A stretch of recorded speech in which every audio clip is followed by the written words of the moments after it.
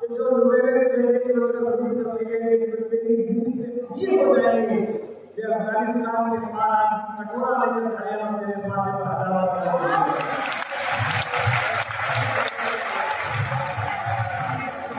तुमने सबको दिया सबकी तालियां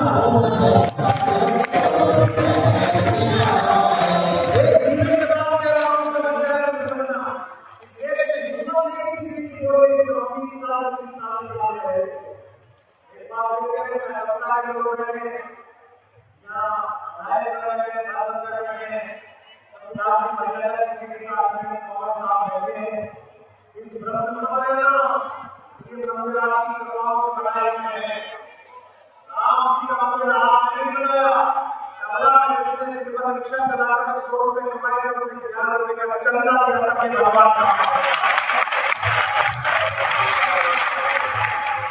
अरे कुछ काम कर तुम राजनीति में अपना काम करते थे, धर्म का परिचय है घोषणा कर रहा हूं। इतनी भी गरीबी आ गई है, पीढ़ी के ऊपर नीचे होती रहा, घूमने बढ़ता रहो, बढ़ता रहो। दुनिया के 200 करोड़ आस्तिक हिंदुओं के पास अभी इतना धन अवश्य है कि वे मथुरा में नहीं बना देंगे, बनारस में नहीं बना देंगे।